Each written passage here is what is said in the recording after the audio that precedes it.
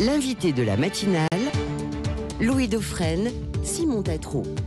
Le Salon des maires se tient jusqu'à ce soir, porte de Versailles. Un grand rendez-vous qui arrive notamment sur fond de grogne des élus locaux. En cause, un projet de loi de finances qui impacte les budgets locaux. L'invité de la matinale est le maire communiste de Montreuil, Patrice Bessac, mais également Jean-Pierre Roppler, ancien maire d'Orgeux et en Côte d'Or et cadre infirmier au CHU de Dijon. C'est avec Louis Dauphren. Oui, alors on peut dire que c'est tendu, c'est un faible mot pour dire la situation aujourd'hui de l'état d'esprit des maires, en tout cas, et des élus locaux, qui n'a jamais été aussi tendu face à un projet de budget accusé de menacer l'investissement et les services publics. On va l'illustrer de deux manières. Patrice Bessac, maire de Montreuil, 110 000 habitants, il est maire depuis 10 ans, il a pris la succession de Dominique Voynet. Bonjour Patrice Bessac. Bonjour. Vous êtes maire communiste. Montreuil n'a pas toujours été communiste, on peut le rappeler, mais ça remonte maintenant. Oui, ça remonte, mais Montreuil a plutôt toujours favorisé des municipalités d'union de la gauche. Et je suis heureux que cela continue. C'est la fameuse ceinture rouge qui subsiste autour de Paris. Oui, l'ancienne ceinture rouge. Et c'est notre responsabilité aujourd'hui d'inventer l'avenir, c'est-à-dire de réussir à l'échelle locale des politiques progressistes. Et c'est ce que nous essayons de faire. Je pense par exemple avec la régie publique de l'eau ou encore en mettant en place des tarifs préférentiels pour les cantines, pour les gens qui en ont le plus besoin, ou encore en développant nos centres municipaux de santé qui, dans un contexte de désertification médicale, permettent d'apporter à la population un peu de bien-être et de soutien. On va voir dans un instant ce que vous demandez justement, Patrice Bessac, vous qui êtes notre invité ce matin. On voulait aussi l'illustrer par l'éclairage ultra-local, si on peut dire, avec un ancien maire de petite commune de Côte d'Or, Jean-Pierre Roppler, qui a été maire d'Orgeux de 2001 à 2020. Bonjour Jean-Pierre Roppler. Bonjour Monsieur Dauphren. Et vous êtes cadre infirmier au CHU de Dijon. Je vais commencer avec vous, Patrice Bessac, parce que les maires de France aujourd'hui sont ultra remontés contre ce qui se passe du point de vue budgétaire et les coupes budgétaires qu'on leur demande. Et vous-même, vous dites quasiment que vous êtes à l'os, c'est que tout est bouffé par ce qu'on vous demande en fait de mettre de côté parce que les mesures budgétaires impliquent des sacrifices pour les collectivités. D'abord, il y a eu des tonnes de fake news à partir en gros du mois de juin, dans lequel on a dit, Bercy a dit, le gouvernement a dit, les maires sont responsables du déficit public, ce qui est rigoureusement faux. Je rappelle que depuis 20 ans, le taux d'endettement des communes ne bouge pas et que l'endettement des communes, c'est 0,8% du PIB français et ça ne bouge pas. Donc, on a essayé de faire peser sur les maires... Toutes communes confondues. On a toutes collectivités locales confondues, qui sont les collectivités locales les meilleurs gestionnaires du pays. D'ailleurs, on n'a pas droit légalement au déficit budgétaire. Donc, il y a une fake news massive et on essaie de faire peser sur les villes une responsabilité qui est celle de l'État. Pour la ville de Montreuil, c'est 6,5 millions de coupes budgétaires. En gros, c'est le budget total de nos centres de santé, c'est le budget total de nos aides aux associations et ça nous met direct dans le rouge après des années de travail et de redressement.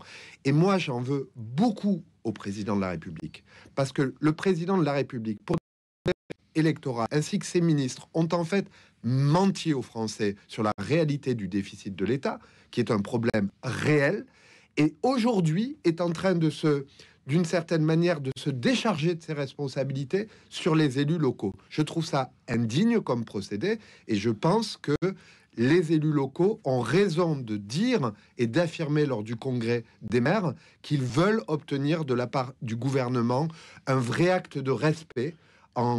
Chacun doit assumer ses responsabilités. En l'occurrence, là, ça n'est pas aux élus locaux d'assumer les responsabilités de la dérive des comptes de l'État. Sur quoi, Patrice Bessac, ce congrès des maires va-t-il déboucher sur une demande particulière formulée par David Lisnard, qui aujourd'hui représente cette institution ? Moi, je pense que le Premier ministre, d'une certaine manière, est au pied du mur. Et il doit annoncer lors de sa venue devant les maires aujourd'hui une suppression des dispositifs de ponction des collectivités locales. Vous savez... Lesquelles ? Pardon, Ils ont des noms, ces dispositifs. Bien sûr, le surprélèvement sur les fonds de retraite, alors même que les fonds de retraite ont été bénéficiaires pendant des années et que nous avons surcotisé. La ponction sur nos recettes, 2% sur les recettes, les gens ne peuvent pas se rendre compte. Mais pour une commune comme la mienne, ça veut dire des choix massifs d'équipements que nous ne ferons pas. Et puis, continuer le soutien, notamment aux politiques de rénovation urbaine. Je pense notamment à nos quartiers les plus en difficulté. Mais j'aimerais insister sur un point. Vous savez, on dit les maires sont en grogne, ils n'en peuvent plus, etc. Moi, je trouve qu'on nous prend pour des mineurs politiques, que la France n'a pas accompli l'acte de décentralisation qui conduirait à laisser une vraie liberté au local. Au fond, ça change tout le temps. Comment diriger une organisation? Moi, je dirige une organisation de 2800 personnes, avec un budget de 200 millions d'euros. Et en gros, chaque gouvernement, chaque année, les règles changent, il y a des nouveaux financements, il y a des nouvelles règles qui nous sont opposées. Ça n'est pas une situation mature. Et donc, moi, je me prononce pour un acte de décentralisation nouvelle qui permette de couper le cordon ombilical. Que l'État, avec l'État, que l'État s'occupe de ses affaires et qu'on redonne aux communes une vraie liberté fiscale, de vraies ressources et que chacun ait la possibilité, à partir des libertés locales, de pouvoir administrer donc de lever l'impôt vous-même. Exactement. Là, aujourd'hui, on est dans une situation de dépendance à l'État, du fait des mesures qu'a décidé Emmanuel Macron, qui est contraire à l'esprit de la Constitution. Et moi, je crois aux libertés locales. On le voit d'ailleurs sur les bâtiments publics, sur l'organisation de l'école, sur l'organisation des crèches, sur l'organisation de la santé. À chaque fois qu'il y a une crise nationale, c'est aux élus locaux qu'on fait appel parce que nous sommes sur le terrain les plus opérationnels. Je reviens d'Allemagne, où on est en coopération avec une ville allemande. Quand je raconte à mon collègue maire allemand et nos budgets et ce qu'on nous fait subir année après année, pardon, mais il hallucine. Pour un Allemand qui est indépendant, a des capacités d'action financière beaucoup plus grandes, a une liberté quotidienne, la situation française est une situation totalement anormale. Un comparatif serait effectivement très utile. Une idée d'enquête que vous nous donnez, Patrice Bessac. Simon Tatro, une question à Patrice Bessac, et puis on parlera de la situation de Jean-Pierre Opler. On parlait de David Lisnard, le maire de Cannes, le président de l'AMF, de l'Association des maires de France. Alors, il avait déclaré en septembre, dans cette période d'incertitude et d'instabilité politique, les communes apparaissent comme un pôle de stabilité. C'est illusoire parce qu'on a l'impression que c'est un peu compliqué là quand même. En fait, moi je pense que c'est un pôle de stabilité sur le rapport au collectif. Nous avons un contexte social dans lequel l'individualisme, une certaine agressivité, la prime à celui qui insulte ou qui crie le plus fort est donnée dans le débat public. Et dans ce contexte, les communes apparaissent comme un pôle au fond collectif, un pôle de résistance, un pôle de vie communautaire au meilleur sens du terme. Et moi, je pense que notre République a besoin de cette pierre fondamentale qui est la communauté locale qui essaye, avec un esprit de solidarité, de faire face aux problèmes qu'elle peut gérer à l'échelle locale. Et en ça, les communes, à mon avis, sont une pierre extrêmement importante pour la vie républicaine. Pour une raison fondamentale aussi, c'est que finalement les élus locaux, c'est les seuls que l'on voit, c'est les seuls avec qui on est en contact, c'est les seuls à qui on peut demander des comptes.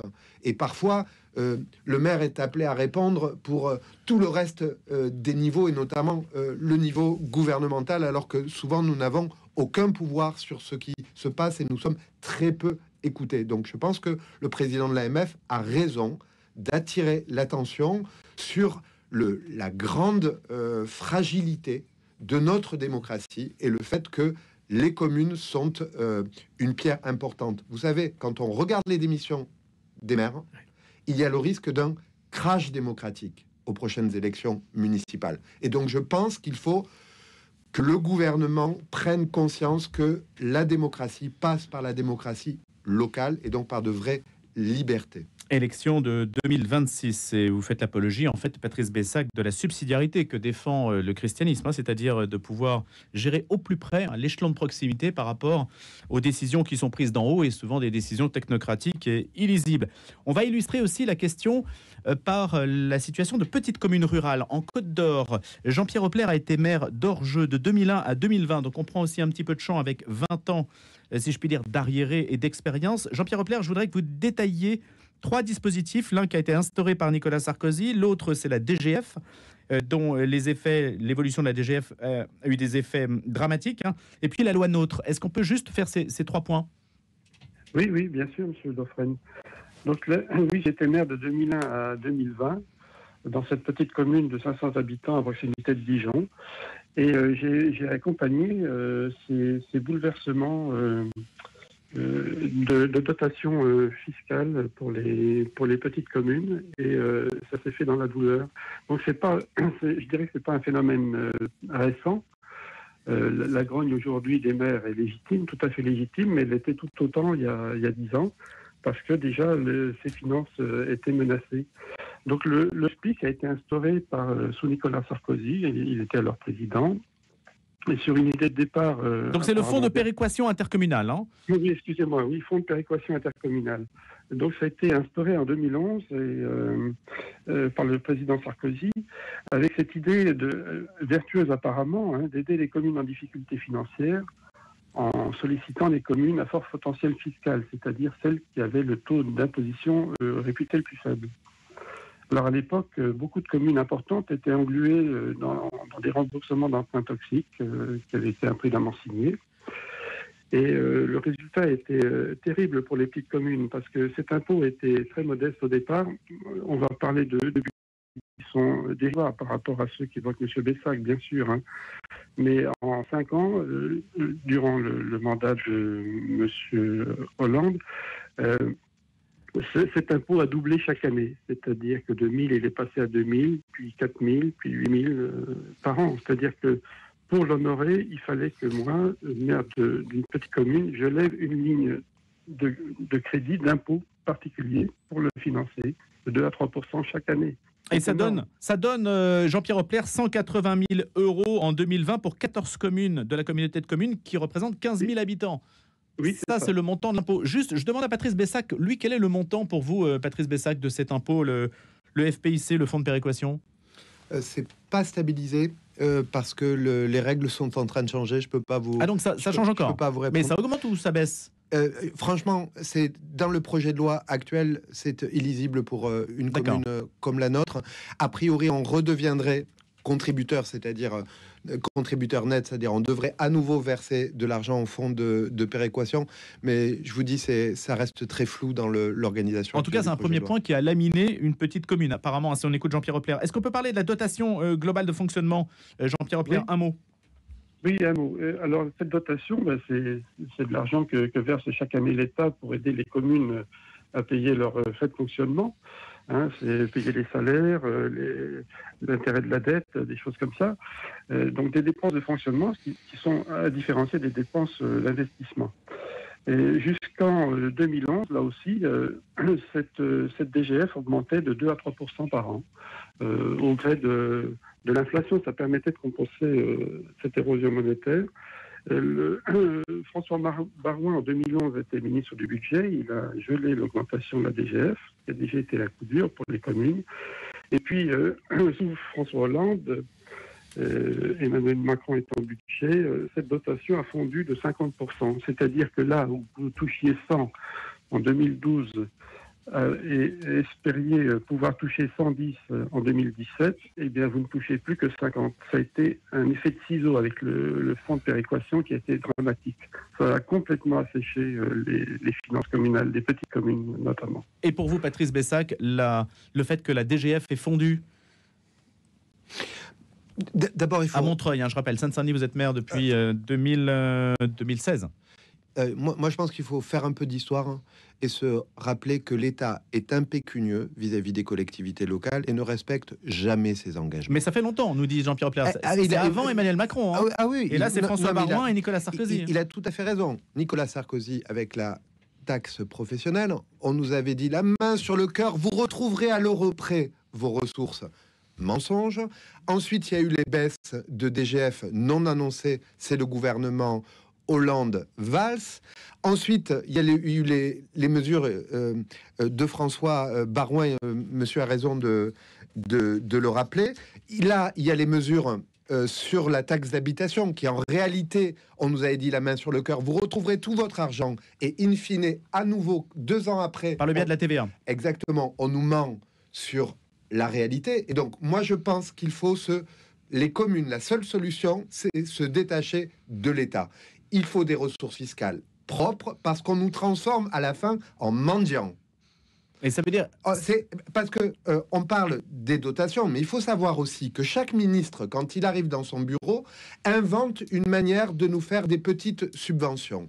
Et donc, on se retrouve avec ce que j'appelle des ministres Twitter, qui viennent ici et là, qui nous donnent 50 000, 100 000, qui font des nouveaux programmes nationaux et qui, à chaque fois, demandent de déposer des dossiers, de faire des demandes de subventions supplémentaires et d'embouteiller d'une certaine manière le système français. Donc moi je pense que la meilleure solution, c'est en fait une nouvelle loi de décentralisation et de liberté fiscale pour les collectivités locales qui permettent de se détacher de ces engagements que l'État ne tient jamais. Jean-Pierre Opler, vous êtes d'accord avec l'idée de Patrice Bessac, couper le cordon ombilical avec l'État, vu votre expérience de maire de petite commune pendant 20 ans? Alors, moi, très rapidement. J'aurais un point de vue sensiblement différent de celui-là. Je pense que les communes et les petites communes notamment, sont comme les cellules d'un organe, si vous voulez. C'est vraiment la base, et c'est la base même de notre démocratie. Couper le cordon avec l'État, je crois que ça n'aurait pas de sens. En tout cas, c'est sur la table, et en tout cas, c'est une idée qui mérite d'être débattue. Je remercie. Mais juste, pardon, sur les petites communes, moi je pense qu'elles ont le même problème que de nombreuses communes. Mon grand-père était élu dans une petite commune. Merci. Et je pense qu'il faut leur donner des revenus fixes. Merci beaucoup, Patrice Bessac et Jean-Pierre Opler.